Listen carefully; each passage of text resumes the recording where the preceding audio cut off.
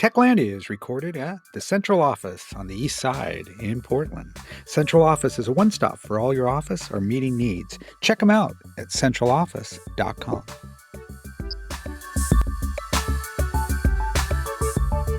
Welcome to the latest episode of Techlandia, Tao's regular podcast series. I'm Skip Newberry, President and CEO of Tao. And with us, we're pleased to have as our guest, Corey Nelson, who's an IT manager at Emergency Communications of Southern Oregon, also known as XO 911. So, Corey, welcome. Hey, thank you for having me, Skip. Well, would love to hear a little bit about your background. How does one get into a career in emergency management and working in IT to support it nonetheless? Well, when I grew up here in Southern Oregon, I was always interested in technology. When I was very young, we got our first Atari 2600, and it was really intriguing to me that you could actually do something with your hands, actually manipulate a screen. I started playing with the Commodore 64, obviously when I was in middle school, high school, and I was programming Turbo Pascal in high school on those old green screen Macintosh computers that we all used to have. From there, I got a job working part time in high school repairing photocopiers and fax machines. And I quickly saw the whole industry changing away from that. I thought initially, hey, this is going to be a great career. I can do this the rest of my life. And then email came about and nobody needed a copy anymore. So I knew at some point I was going to get into computers. I always liked computers. I saved up a bunch of money and went to my first Novell boot camp. So I learned Novell. I became a certified Novell administrator. That's CNA, not CCNA, and decided that I was going to get into supporting computers. Went to work for Siskiyou County and quickly started on their HPUX Unix systems. Jumps from Unix to Linux to Windows, switched from IPX to TCP/IP. Went to work for the city of Medford for a few years, and I just started to touch public safety then. A friend of mine was the IT manager for the 911 center there at the city, and I kind of helped them from time to time. Eventually, I landed my own business for about a year and a half where I was contracting with the other 911 center here in the valley, and they eventually offered me a full-time job after supporting them for about a year and a half, and I've been there since 2006. We really had an opportunity to build a brand new center in 2009, so I was able to design and build my own infrastructure from scratch to exactly the specifications that I wanted, and we've been running in that center, like I said, since 2010 we went live, but obviously we've upgraded the infrastructure throughout the years, but it's been a great opportunity for me to just learn and grow as the technology grew. That's a great sort of long period of time in order to gain some perspective on how much technology has changed in that time frame, and also just I imagine how organizations like yours respond to emergencies. And so I'm wondering, if you think about where capacity wise you all are, like, can you describe a little bit, how big of an organization are you with, and what does that look like? So, from a call taking dispatching perspective, we have 16 workstations that are staffed throughout the day at various levels. Our highest call volume is during the day, typically from 1 p.m. to about 4 p.m. And so you'll see the staffing come up or come down as the day changes. But we also have a backup center that we could staff if we needed to. But staffing has always been a challenge. Call takers and dispatchers, it's a difficult position, and they struggle to recruit and retain people for those jobs. So we really typically have about 13 people at any given time answering calls and dispatching. But we also have supervisors and administrative staff that do various other aspects of duties, managing systems and paying bills and that type of thing. And I was wondering if you could just take a minute to talk a little bit about XO's mission. Like, what exactly are the types of emergencies that you all respond to, and what does that look like? So we are the Southern Oregon PSAP, which is a public safety answering point. So that means we pick up the 911s when you dial 911 for Jackson County and Crater Lake National Park. And typically that can be really three different types of calls. It could be a fire call related to some kind of fire response. There could be a medical call related to some kind of medical issue. And then, of course, a police call, which can cover various things. And sometimes all three of those are a single incident. So you could call and have a response with all three of those. Or sometimes it could just be the fire department or the ambulance that's coming. So when you think about what we do here, our goal is to try to get those resources to the citizens that need help. And that could be anything, something as simple as someone's fallen out of their bed and they need help getting back into it, or a large fire on the freeway, which would generate numerous calls within a short period of time. Because, as you know, as people are traveling, they see a fire, they call 911, and they're usually long gone before they could even give you any real information about the fire. But meanwhile, the next person's come along and they see the fire and they call 911 and they do the same thing. And having only 13 people to be able to answer the phone at once, and you have maybe 60 callers within a short period of time, is quite a task to try to manage. Yeah, it sounds like it.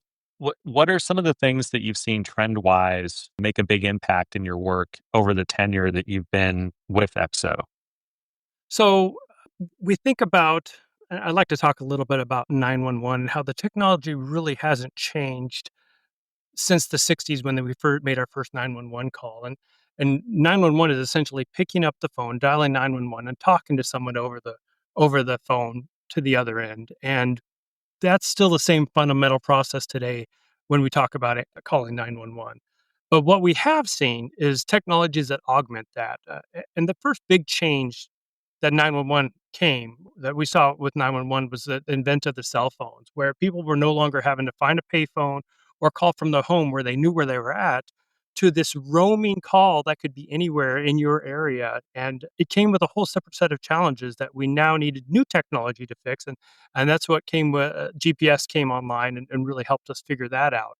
We still use new technologies today to try to figure out where people are, because most people don't know the address of where they're at when they're driving around. So the biggest change we've seen is really the advent of the cell phones, and then the necessity for us to bring the location of that caller into the center so we can send help to the right place. And I say the location is the most important part of any 911 call. When someone calls 911, we may not know what kind of help to send. Even if we just got a signal, we still need to know where to send somebody. And if someone shows up and it's the wrong, it's a fire, but we need police, or it's a police and we need fire, at least we can get someone else on their way. But for the longest time, when especially when the cell phones were in its early deployment, we would just get tower locations, and so we'd have these sections, these quadrants of the city that we knew the call came from, and we weren't very accurate as far as trying to send help for those phone calls. And what does your tech stack look like? I was wondering if you could take a few minutes to describe that. So we really have 4 independent technology systems here, and I'm gonna focus on the 2 that I manage, and I'll briefly mention the other ones. But the 4 different technologies that we use here, we have a robust radio system that's designed to communicate with field units, and I'll get deep into the ones that I manage. We have a 911 phone system that's used to handle and process phone calls. And then we have the 2 systems that I primarily manage, which are our computer-aided dispatching system and our administrative system. And the priority being the computer-aided dispatching system, but the administrative system is used for some augmented support, serving emails and various things. But what I really want to focus on is the CAD system, which is our dispatching system. That's the system that we use to capture the 911 call data and dispatch resources based off of that. We are running on a basic level. We run all VMware here, so we're running a virtualized platform. Years ago, we were obviously running standard physical servers. It just became unbearable to continue to throw more physical servers at it. So we really went to a virtualized platform here with numerous redundancies in place. And the challenge with the technology here is that we don't necessarily have any maintenance windows where we can take systems down to do maintenance. So when we build the stack, we have to build it with resilience and disaster recovery in mind. So when normally an agency might have 1 or 2 file servers, we might have to have 2 at the primary site and 2 at the backup site in a very fault tolerant configuration. We run numerous endpoint protection. We run numerous cybersecurity products, and they all have to be fairly resilient and running all the time. Our patching solution is tied into the managed engine product, which we'll talk about later, I'm sure. And it's mostly automated when it comes to most of the endpoints. The server's a little more critical because there has to be some orchestration done when we take those down because it affects critical systems. As far as the Windows platform is what we primarily run on with a few auxiliary Linux boxes here or there. We have numerous interfaces that interface to state resources, city resources, county resources. I guess what else do we want to talk about there? I mean, I can get into specifics on platforms, operating system versions, whatever you want there, Skip. Yeah, you mentioned the importance of coordination across multiple jurisdictions and other governments, and that's a challenge in most localities around Oregon and even around the U.S. And I'm wondering, how do you use technology to kind of address some of those roadblocks? It's very interesting to see some of the other environments I've worked with like to play well with each other, but a lot of these government entities, they're like silos and they don't really want to share data. And we struggle with that. I talked a little bit earlier about how the location is super important, and we have a robust map that has numerous layers of various points of data, and specifically address points, common place points, all of these things that are required that we know about. So when a caller calls and they say, "Hey, I'm at the local Walmart," we know which Walmart and which address that is. But there are other entities that are responsible for maintaining that data, and we struggle with getting that information from them. Even though we're a public safety entity and we're doing this on behalf of public safety, they tend to want to still silo that data off.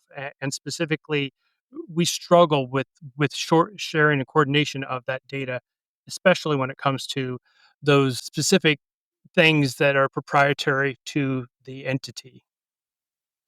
And you mentioned Manage Engine earlier.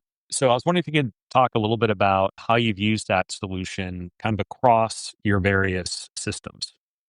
I'll talk about how we really struggled during COVID to support the center. And obviously, we saw a lot of that.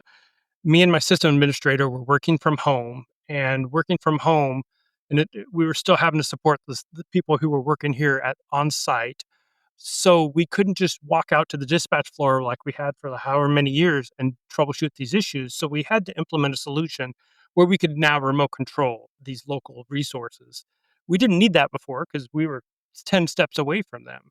So during COVID, we purchased a product that worked fairly well, but there was still some shortcomings with the product. And we had one of our agencies, the sheriff's office, make a requirement to the field units that we support. And specifically, the requirement was we were now going to store sensitive data on the laptops they were running out in the field. And because of that, we were forced to enable encryption on every single one of those devices. Because these computers are connected periodically, they're not always connected and they're difficult to manage. We had to find a product that not only would allow us to do remote control capability, but also to manage the encryption. At the time, the Manage Engine product met those requirements. And so we abandoned our previous remote control solution and switched to the Manage Engine product. Now, that is one of three products that we run by Manage Engine. And specifically that product, which we call the endpoint management product, Endpoint Central, allows us to do numerous things that were unexpected benefits. Not only did it bring a robust patch management solution, but it also allows us to do a very robust inventory control system. We were able to then have a better pane of glass to see all of our systems, a remote control, manage manage the endpoint security, and then encrypt all of those drives. So when a device then came online, when this deputy would come online for the next time of his duty, the system would automatically get the latest configuration, start the encryption, and it was just this fully automated process that we were super happy to see. And it really helps us manage the patching for those systems because there are circumstances where a deputy may be off for 4 or 5 days. Comes back, he turns the computer on, and of course, it's 4 or 5 days behind the patch that we might have just pushed. So it's really helped us achieve those goals. But Once we purchased that, we also noticed that we were also lacking in another area, and that is our systems monitoring. So we purchased another product by Manage Engine called Op Manager, and it's our operations manager that essentially gives us a one single place to look at for all of our systems with a dashboard of, the colored dashboard that gives us a simple view of if there's any issues. And specifically, we monitor CPU usage, memory usage, disk space, but also critical processes, whether they're up or down, if the interfaces are up or down. We monitor URLs. We can monitor printer ink, paper. We also monitor like our generator, how long it's been running if we have a power outage, which is super critical because we've had problems where the generator stuck on and maybe ran 3 or 4 hours, and our generator is fairly large. That's a lot of diesel to waste if we don't need to be burning it. But then we also had a problem where our boiler to heat the system in the wintertime was failing, and of course, by the time someone recognized that the heat was dropping in the center, it would take us maybe an hour or 2 to get someone out here, get it fixed, and so we wired in this system to anything we could think of that we needed to monitor, and then it does automatic notifications. So if the boiler goes out, the second it trips and goes out, it texts our facility maintenance staff, and they know right away to respond and can fix it before there's even a known issue on the dispatch floor. And how do you measure success in all of this? Like, what are some of the things that you're paying attention to on a day-to-day basis? Well, obviously, we've seen our trouble tickets go down, so that's a measurable outcome. There's fewer problems because we're more proactive on fixing issues. We don't see space fill up on systems. We don't see systems go offline, and someone's not calling us to tell us about that. But also the satisfaction of the end users is important for us. We have, fire and policemen that are relying on this technology every day, and we have various parts and pieces that they use to help save lives. And so for us, if there's any downtime, there's a potential of life lost. And to be successful, we want to know that we're saving those people when they need to be saved. From a technology standpoint, it's harder to measure whether people are saved or not because we just get the phone call out, get the resources there. But we like to think that they got the phone call through. We were able to dispatch the resources within the correct amount of time, and that person, obviously may or may not survive, but they may have survived because we had the appropriate systems in place to give them the service that they needed. And when it comes to cybersecurity, I imagine that it's, a constant challenge, right? I mean, you don't have a ton of resources and you're out there kind of doing critical work, right? Life or death. Correct. And I'm wondering what are some of the latest approaches that you've taken where you've been kind of thinking things through related to the cyber risk, and how have you been able to kind of meet the threat where it is? So, cybersecurity is our number one initiative always. Within the last few years, we've really ramped up training around users. It's Mhm. super important for us that they understand that, they're a liability and whatever they're clicking on could affect everybody else. We've also managed to really lock down our center, whether it's MFA at the workstation level, we run application whitelisting now. So every program they run has to be pre-approved. But we're also this next year, we will be deploying a MDR solution for all of our endpoints. Mhm. So we will have a 24/7 knock monitoring any potential security issue that may come up, and that's our big thing that we're doing this year is the MDR with a new firewall. But really, the MDR is the big issue for us, and we're going to be deploying that soon. But we really know we need to do some additional things. We're planning on doing some cybersecurity tabletop exercises. We really want to get in and do some penetration tests. For us, it's difficult to do some of these things because we honestly can't just turn things off and stop working when people are calling 911. So we struggle with how do we balance the testing, the training, and then the production system all running at the same time. Well, it sounds like you've done quite an amazing job with a relatively lean team and set of resources. Do you engage much with kind of your counterparts around the state and nationally, and sort of what does that look like? We do. There's only, a handful of centers that are similar to ours. A lot of your PSAP centers are usually a part of another larger organization, such as a county or a city. And they have these large resources to throw at it, huge teams of people that are very specialized in what they do. And we really don't have that here. So when we reach out to these other agencies, and we do, we have partner agencies, we have other local people here that we meet with. We brainstorm, we come up with ideas, and we share some of our resources with them. For example, we have a couple of our partner agencies that have backup data centers here in our center. So if something happens at their center, they can rely on us to continue to have their data just in case. That's great. Um, so, Corey, I have a question as we look ahead to the future. What do you see the future of emergency response looking like, and what role does technology play in that? Well, I think as we move forward, we're going to see AI augment the call takers and dispatchers here at the center.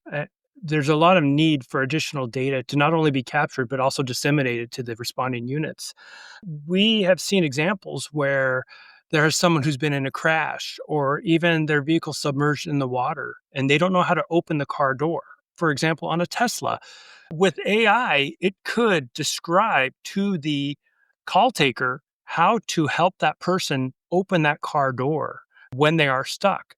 Because a call taker is not going to know the nuances of every single model or every single type of vehicle that are out there, but AI will, and it will allow them to help them in additional ways that we never considered in the past. Someone stuck in a building and maybe this AI model could describe how to cut open an area of the wall or escape through a window that the person doesn't know exists.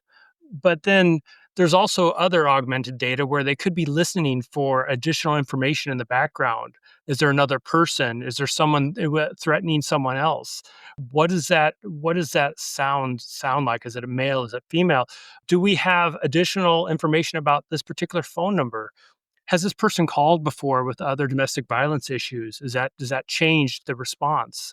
But then not only is the data capturing, but now how do we capture all that data and provide it to the responding unit in a usable format? And then eventually we're going to get into where we're no longer just taking calls, but seeing live video. If we see somebody committing a crime, can that AI now identify them? Or when you call 911, can we automatically turn on your phone camera and record everything that you are seeing? So, moving forward, especially when it comes to technology, we're going to see our cell phones become this very important tool when it comes to reporting crimes, asking for help, providing CPR. I can even imagine maybe you put your phone down on the chest of somebody and it's telling you how fast to do compressions. Right now, we have to describe that to the person over the phone. But if there's a device there that will help you do it, or even crazy way future, an AED built into the phone where everybody could then help somebody who needs help. So I think there's a lot of different ideas out there. We're seeing some companies start to embrace those and utilize various technologies and incorporate them into the call process today. It's fairly early in that when it comes to deployment in the centers, but I think we'll see some rapid deployment once we start seeing some beneficial use cases. And I'm wondering, as you're kind of navigating this fast paced, constantly changing world, what are any recent books you've read, or podcasts you listen to that you might recommend to our listeners? Well, the social engineering is such an interesting aspect to me. I can't get enough of that. The way that these hackers can research and target people and there's been 2 or 3 books that I wish I could make the recommendations that I've read that are, specific to social engineering, Mhm. and for me, it's almost like, the next level of spying when it comes to the spying game. These, entities get so good at gathering up the intel and falsifying information and then tricking people into answering questions and giving away the critical information. So for your listeners, I would say if you are truly interested in cybersecurity, our end users are always one of our largest liabilities, and you need to train your end users on how to identify those liabilities, and specifically know that they will be a target individually, and hopefully they're prepared when they do get targeted. And for us here at the dispatch center, it's even more unique because we still get people calling our non-admin lines, trying to target our dispatchers and call takers, and of course they hopefully are trained well and answer appropriately, but uh, they still struggle with it all the time. Yeah, that's something we hear often, and in meetings of the Oregon Cybersecurity Center of Excellence. It's always a good reminder that your people are your first line of defense, and so it's really about education and information sharing and making sure they're equipped to recognize the threat, when it does arise. So that's fantastic. You're focused on that. A good reminder to our listeners. And as we wrap up, I'm wondering, are any last words of wisdom or advice that you'd like to share with our listeners? Well, one thing I think that we really lack, Skip, is teaching our elders, our grandparents, our parents. What we see here at the dispatch center every day, we get hundreds of calls of people who have been scammed out of finances, and it seems to me like while we're still focusing so much on us and trying to keep our centers protected, they are so vulnerable out there in the community, and I really wish we had a whole area of expertise just on teaching these elderly people how not to get scammed. You hear about these horrible stories where they're taken for so much money, and it just happens again and again, and there's not a whole lot we can do about it except for educate our elderly. Right. No, it's an important issue that's only getting worse. And I think as technologies become more sophisticated, so too have the level of fraud.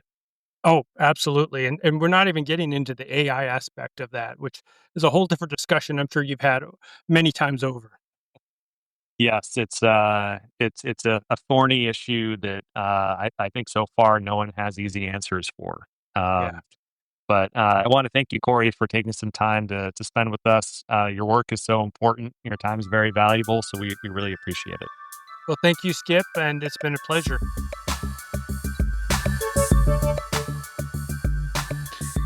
That's a wrap on this episode of Techlandia, the podcast, where innovation meets insight.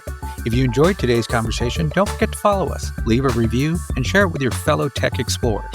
You can follow us at techoregon.org for updates and more tech-fueled content. Until next time, stay curious, stay connected, and keep building the future.